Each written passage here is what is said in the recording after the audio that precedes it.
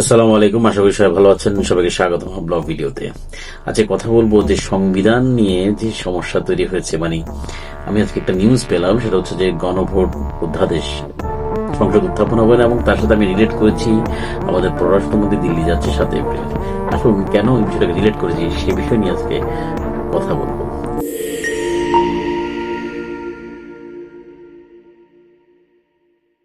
আসুন কেন আমি 7 এপ্রিলে পররাষ্ট্রমন্ত্রীর আমেরিকা ভ্রমণ না দিয়ে দিল্লি ভ্রমণ হলো সেটা নিয়ে একটু মজার কথা বলি। দেখেন, গণভোট কার স্বার্থে আঘাত হচ্ছে?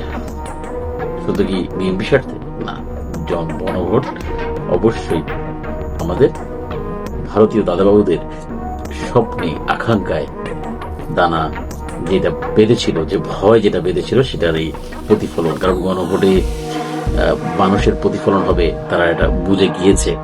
তো তার জন্য তাদের একটা লোক এমন দরকার যে লোকগুলো এখানে বসে থেকে সেটার বিরোধিতা করবে, এবং সেটা গাদ্দার হিসেবে বেছে নিতে হবে এমন কিছু লোককে, এবং তাদেরকে বেছে নিয়েছে এবং তারা সফলভাবে সেটা করেছে।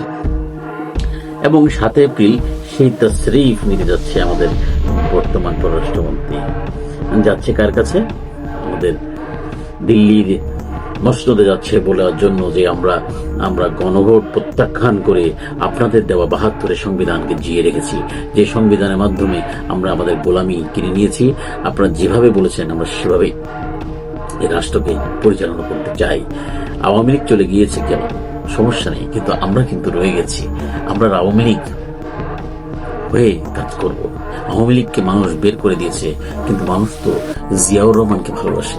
সেই জিয়াউর রহমান চিন্তা করে হলো মানুষ আমাদের ভালোবাসবে, এবং সেই ভালোবাসা থেকে আমরা এই গণভোটকে প্রত্যাখ্যান করে 72 সংবিধান আমরা টিকিয়ে রাখবো, এবং 72 সংবিধান টিকে রেখে আমরা আপনাদের যে গোলামি সেটাকে মেনে চলবো। কথাগুলো শুনতে আপনাদের কাছে কেমন লাগছে আমি জানি না, তবে এটাই বাস্তবতা। 72 সংবিধান জেনজি মানে না, সেটা পরিষ্কার করে হাসান মাসুদ বলে দিয়েছে। কিন্তু আমাদের একটু বলেন যে এটা কি আমাদের দেশে তৈরিকৃত যে দালাল যারা রয়েছেন, যারা ভদ্র বুদ্ধিজীবী, সাদা চুলালা, প্লেন শেপ করে মোটা মোটা কথা বলে, ভারী ভারী কথা বলে, ওজন কথা বলে, এই লোকগুলোকে কি আপনারা বোঝাতে পারবেন? না, কারণ ভারতের একটা নীতি রয়েছে যে এমন কিছু লোককে সিলেক্ট করো যারা আমার হয়ে কথা বলবে, তাদেরকে হানি ট্যাপ দিয়ে এমন ভাবে আটকাও যে তারা কথা বলতে বাধ্য, তারা গণতন্ত্রের কথা বলবে, তারা মুক্তিযুদ্ধের কথা বলবে। এবং মুক্তিযুদ্ধের কথা কি? মুক্তিযুদ্ধের কথা হচ্ছে বিরোধিতা রাজাকার করবে। মুক্তিযুদ্ধ এবং রাজাকার দেশ বিরোধী বা স্বাধীনতা বিরোধী, যেটা আমাদের ভদ্রলোক আওয়ামী লীগেরা করেছিল, বাংলাদেশকে দ্বিখণ্ডিত করার চেষ্টা। এবং সেটা হচ্ছে যে ভারতের প্রেসক্রিপশনে এই জিনিসগুলোকে তৈরি করা হয়েছিল, এবং এই প্রেসক্রিপশন গুলোই কিন্তু আজকে আমাদের বাংলাদেশের বড় মডেল হয়ে দাঁড়িয়েছে।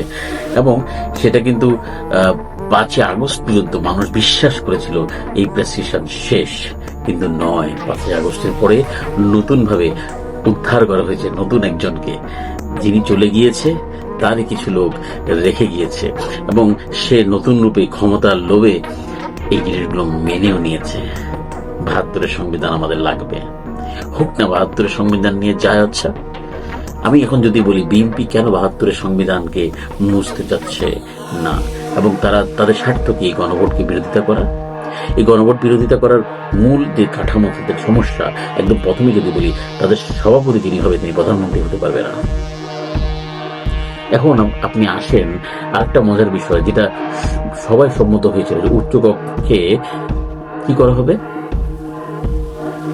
পিয়ার স্টাইলে তাদের 100 জন সংসদ সদস্য হবে। তার মানে আমি যদি ধরে রাখি বিরোধী দলের প্রায় 40% ভোট রয়েছে প্রফেশনালি, তাহলে 40 জন 100 জনের মধ্যে 40 জনের মতোই, বা আমি যদি ধরে রাখি টোটাল বিরোধী দল যারা আছে 41 থেকে 42 জন লোক তাদের হবে। This is difficult.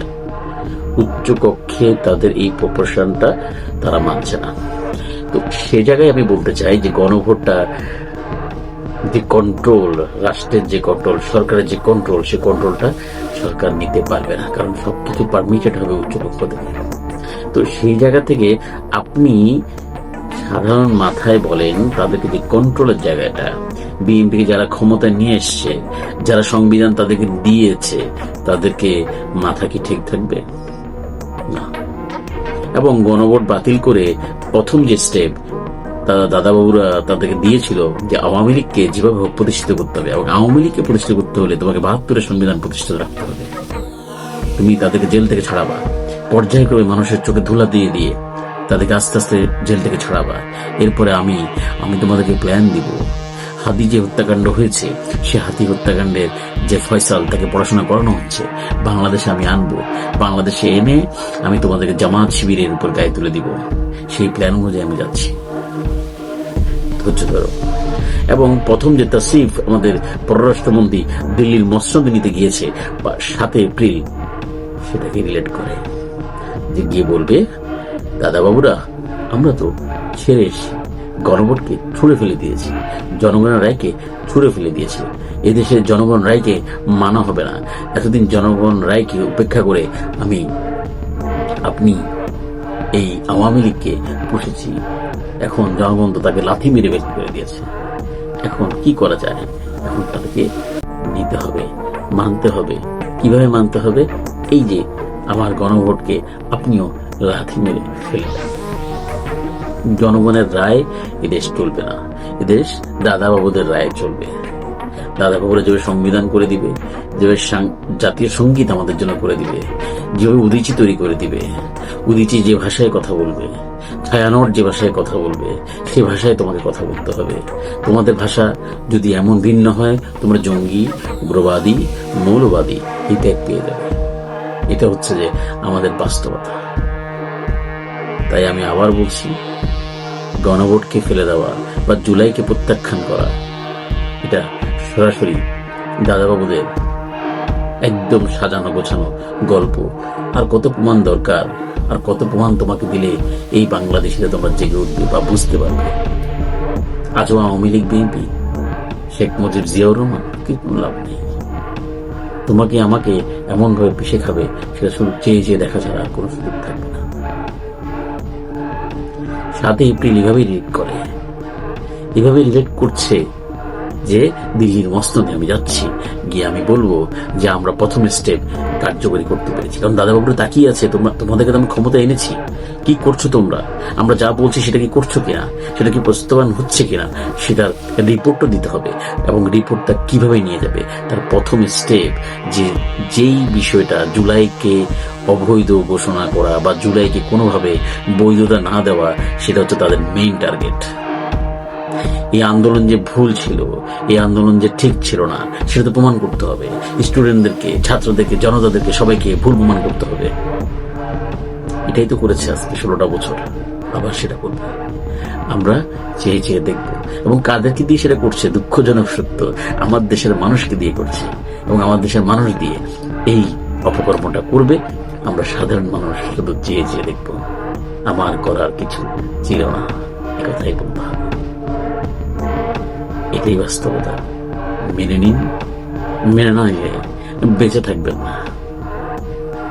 ভালো থাকুন, সুস্থ থাকুন। আসসালামু আলাইকুম।